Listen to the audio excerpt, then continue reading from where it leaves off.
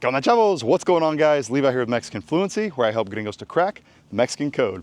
In today's video, we're going to take a little bit of a break talking about the nuances of Mexican Spanish and instead take a step back to something more essential and more basic, and that is how to begin learning Spanish if you're a complete beginner.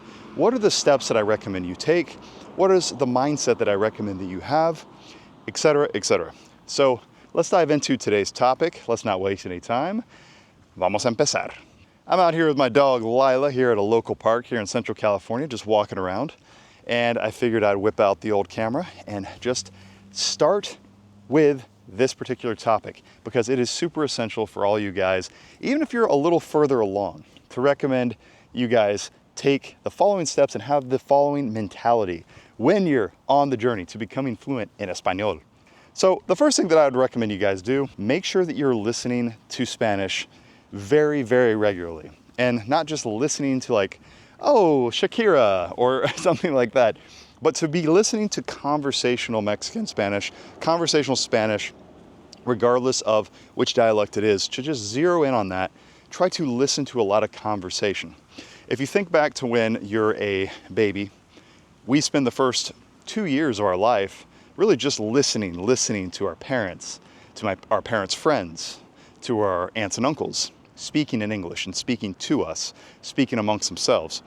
And ultimately, at the end of the day, we do change from the time that we're infants until the time that we're adults trying to learn another language. However, we're still humans at the end of the day, and we need to hear the language to ultimately be able to then mimic the language. We need to become experts at comprehending the language and simultaneously, or shortly thereafter, begin working on actually mimicking, trying to be like the native speakers that we've been listening to, right? So guys, if you're not doing this already, make sure to listen. Podcasts, music, telenovelas, series, movies, conversations at work if you work in an environment where there's Spanish speakers, etc., etc. Do what is most interesting to you. That is the most important thing. And put yourself into that environment and just make sure that Espanol is going into your ear. Okay? Step number one. The second thing that I recommend you guys do if you're just starting out is to be focusing on building a solid foundation in vocabulary and sentence structure. Keep it super, super simple. Notice I said sentence structure, not grammar. The G word scares a lot of people. I don't want to scare the hell out of you. I just want to turn you on to what you really need to do and just to keep it ultra, ultra simple. Build a vague vocabulary, learn a lot of words. I have a course that focuses specifically on helping you do this. 50 new words per week, 200 new words per month. The goal is 2,500 words in the course. If you guys are interested, I'll drop a link down below. You can check it out in the description. Also, you need to start building a solid understanding of Spanish sentence structure because it differs from what we have in English, right? The sentence structure, the word order is going to be different, and you have to learn that. You need to understand that as quickly as possible. You don't want to drag that out too long. I made that mistake when I first started out learning Spanish. Once I started college, I actually ended up going back and just doing it all from scratch. I started with Español Uno, my freshman year in college, okay, if you can believe that.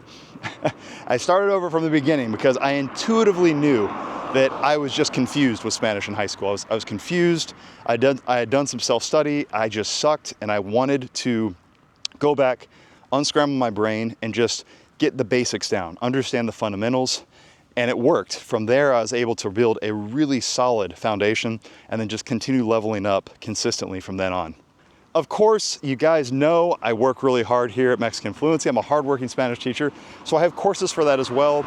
The Fluency Hour trilogy, Fluency Hour 1, 2, and 3. Again, I'm not going to talk about it right now. We're trying to learn what to do. I'm going to drop those links down in the description. You can check those out for yourself. And join my email list. I throw out discounts all the time. I want to help you guys aprender el español. The third thing to do if you're just starting out learning Spanish is it's a mental thing, is to get in your head that what you're going for is fluency. It's not proficiency at this stage, right? So don't put all the pressure of the world on yourself and think, oh, I have to speak Spanish like an American diplomat who got sent down to Central America or Mexico or South America. No, that's not what you have to go for initially. That can come in time. The more serious and the more motivated and the more focused you get on your Spanish, you can continue to level up and get to that higher level, that proficiency. Right now we're going for fluency, which is very simply to speak and understand the language with ease and with accuracy. That is not perfection. You're still going to make mistakes, and that's okay. But the important thing is, especially early on, to understand that mentally, think, I don't have to be perfect. I don't have to be perfect. I don't have to be perfect. All I need to do is to build a big vocabulary.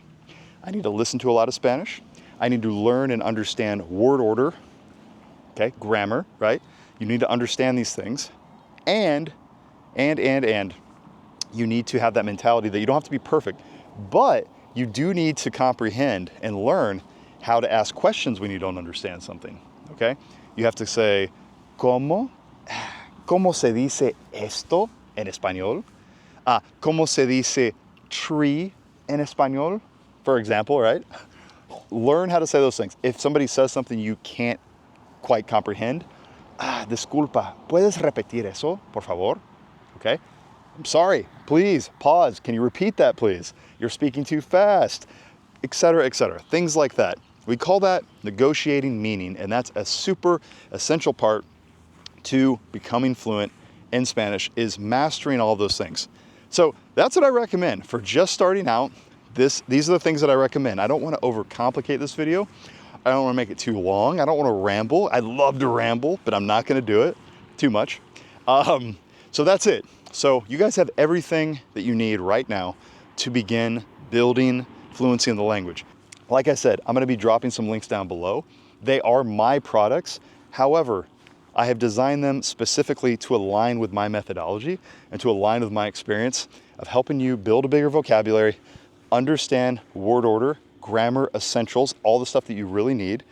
I have a podcast, Mexican Fluency Podcast, where you can practice your listening comprehension over and over and over. I have so many episodes. You can practice.